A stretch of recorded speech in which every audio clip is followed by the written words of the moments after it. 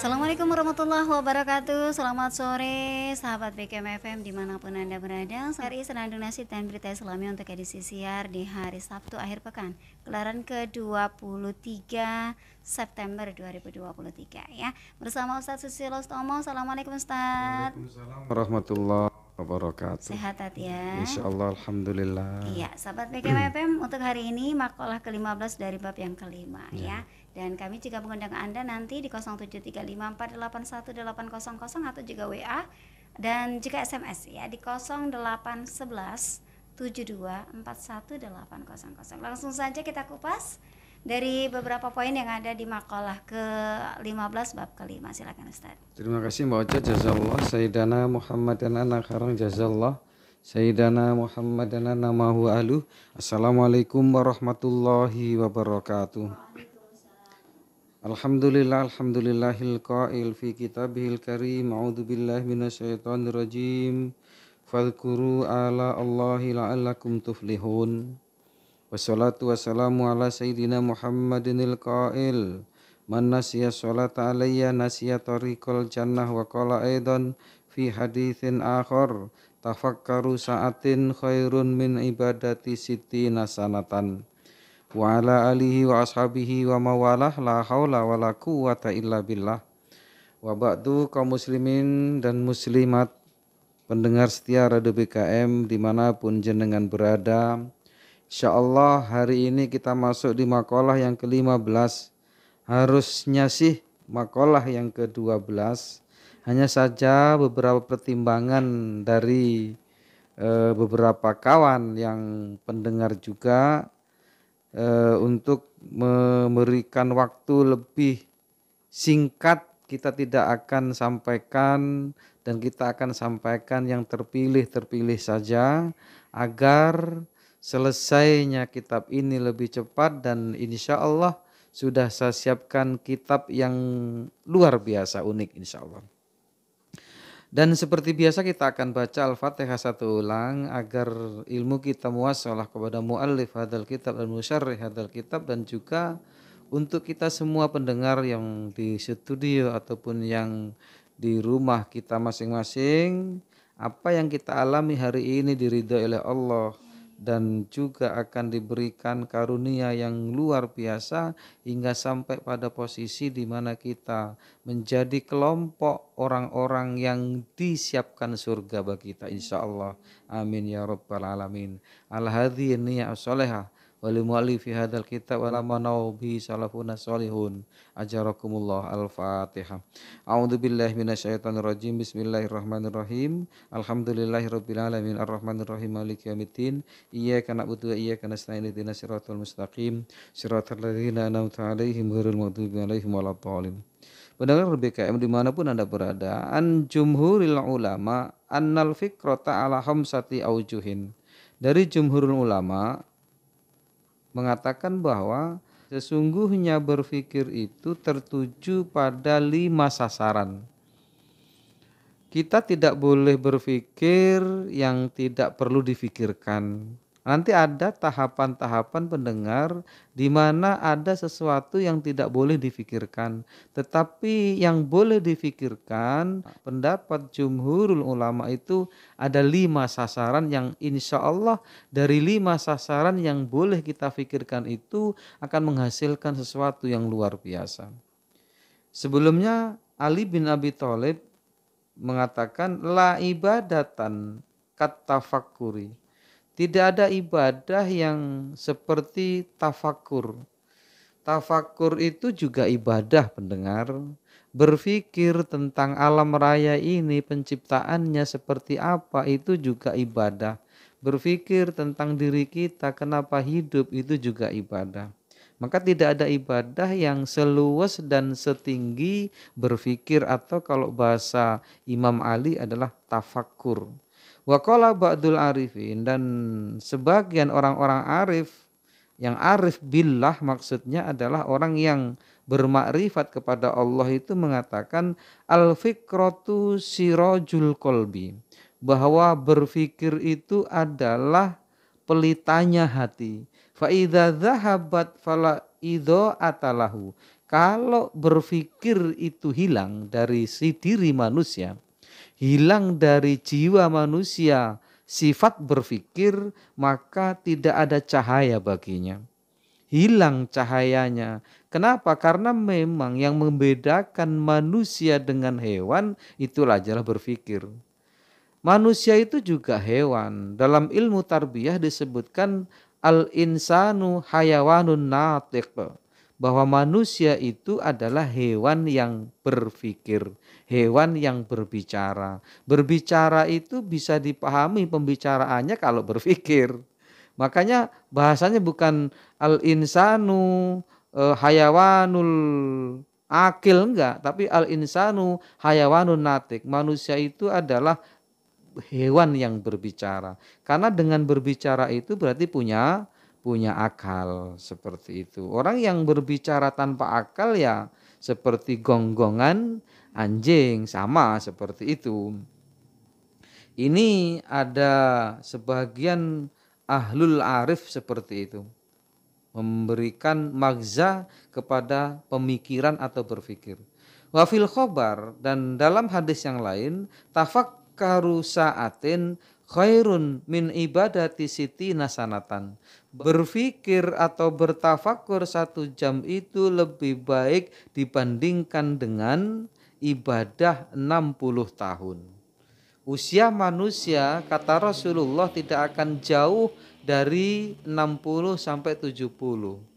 Kok orang berpikir 1 jam itu lebih baik dibandingkan dengan ibadah 60 tahun? Maksudnya seperti apa? Maksudnya dengan berpikir itu akan menghasilkan sesuatu yang lebih baik.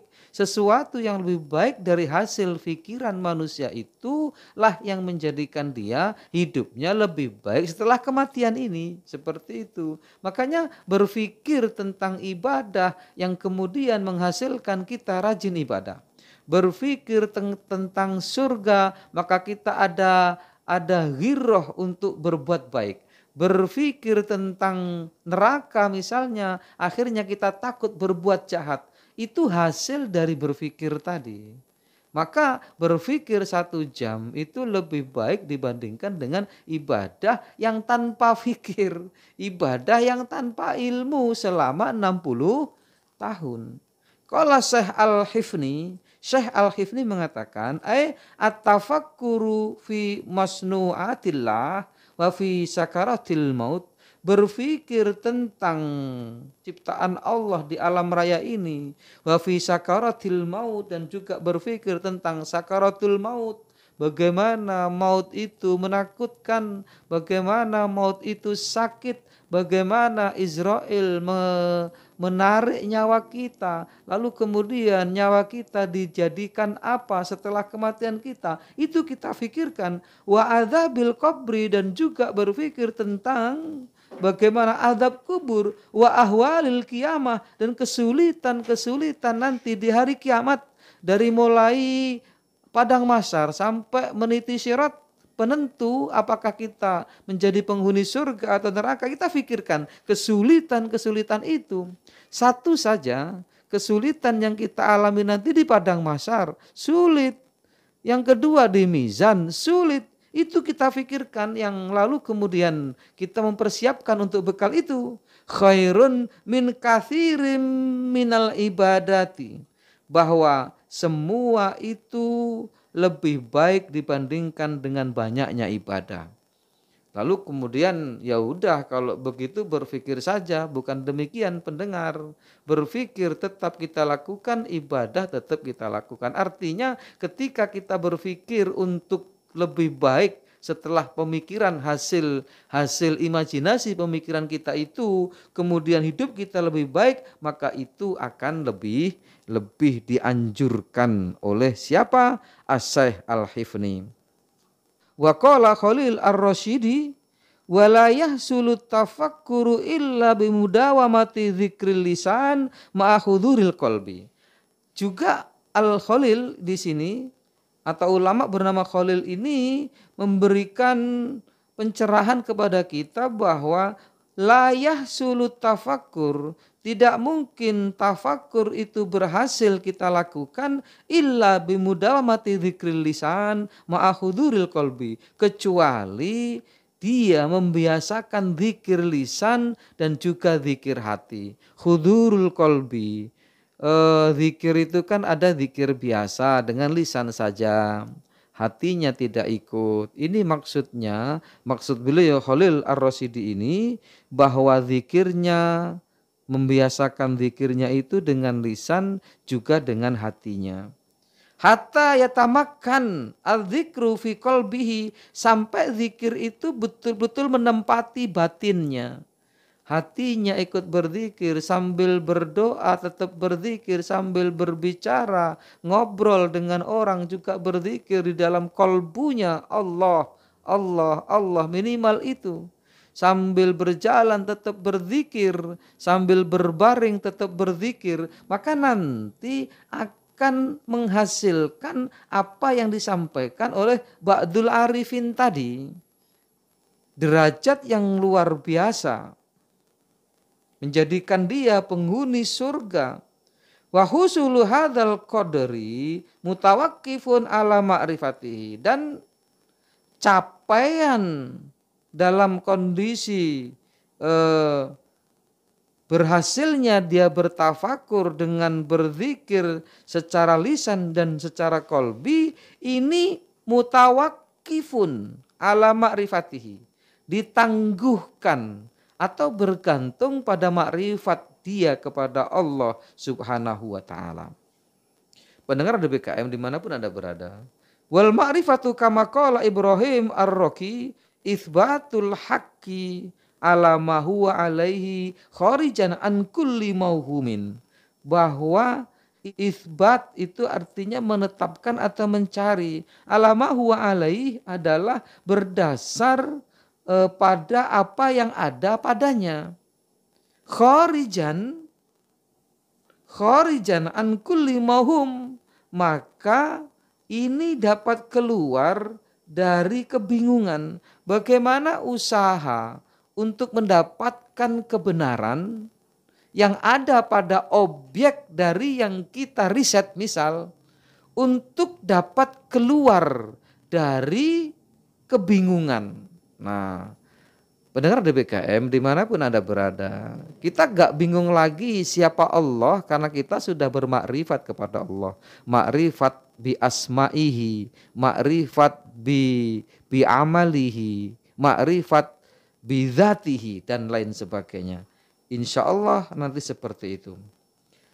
Kemudian dari kelima pemikiran, yang pertama fikratun fi ayatillah, yaitu berpikir tentang tanda-tanda kekuasaan Allah.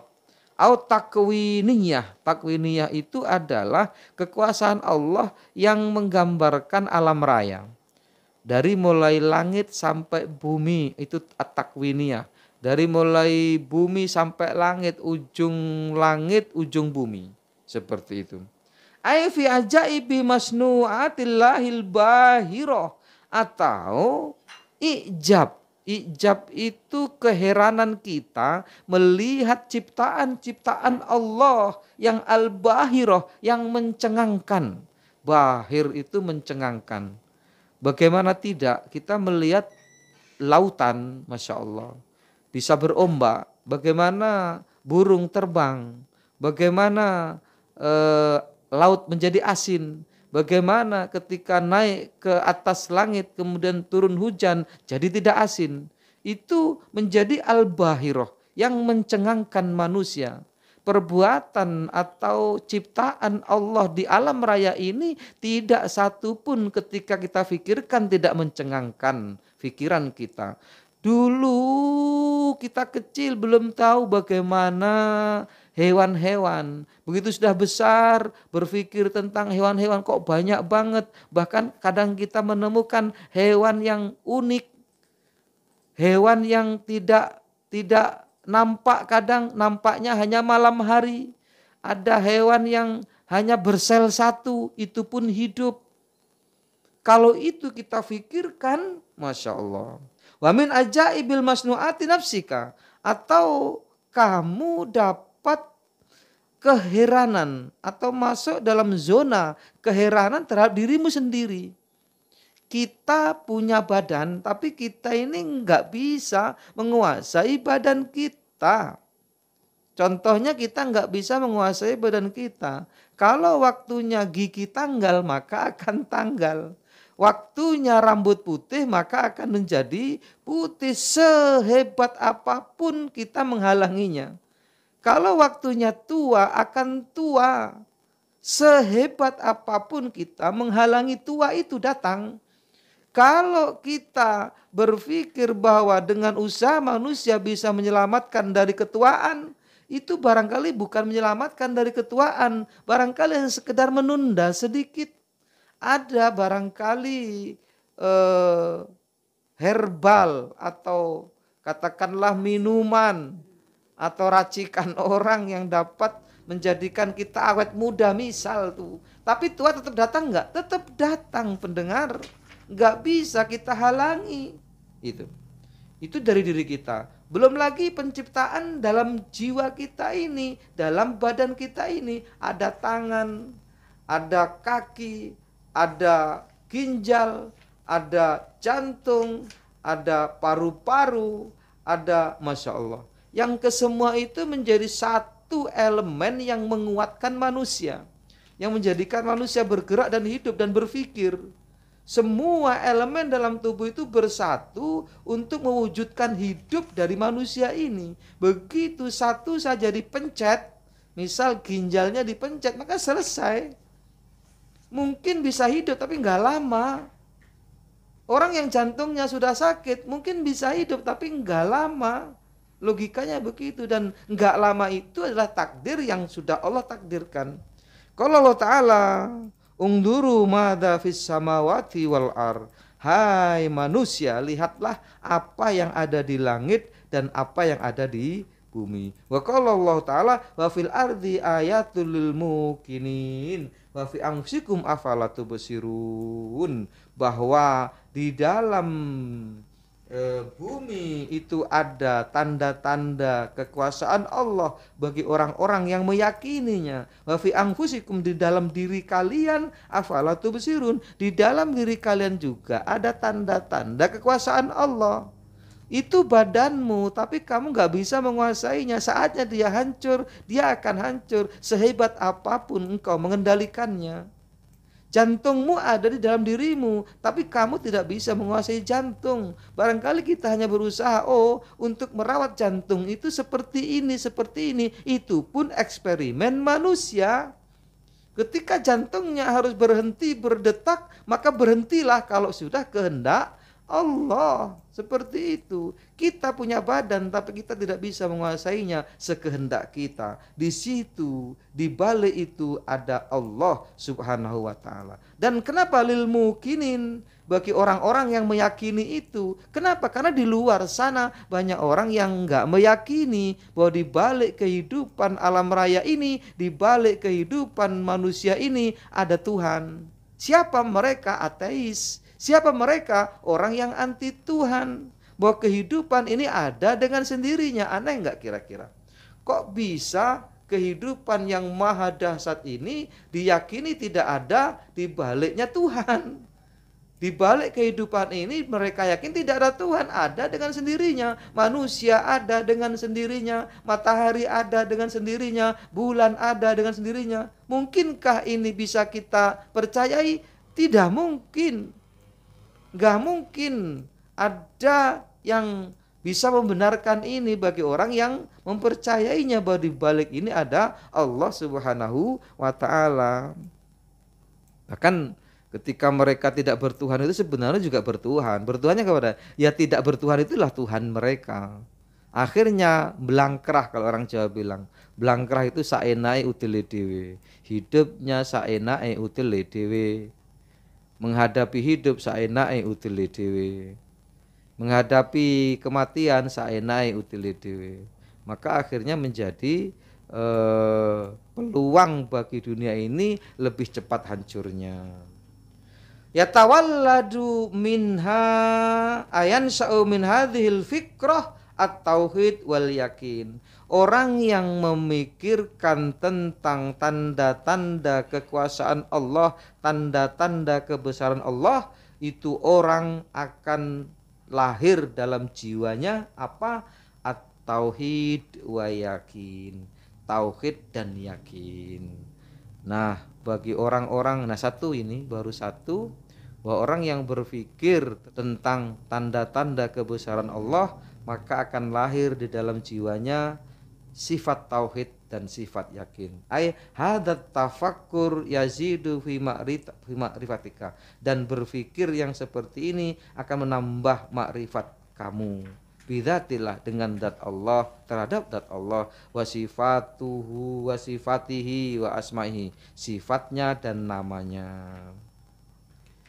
Lalu kemudian yang kedua, fikratun fi ala illah, yaitu berpikir tentang anugerah-anugerah Allah.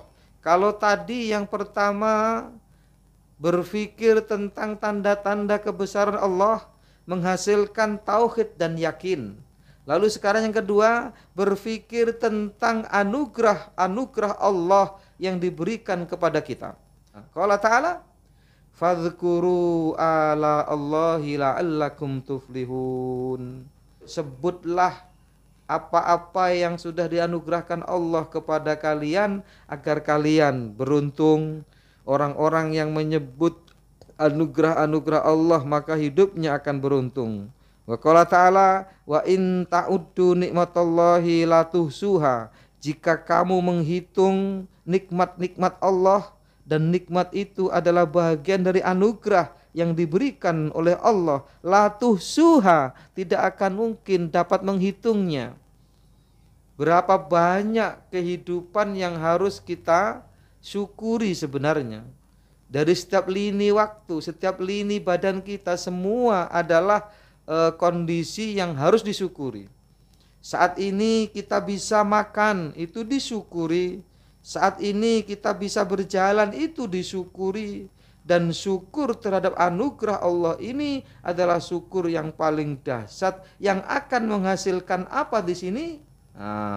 Yatawalladu minha al-mahabbatu wasyukru.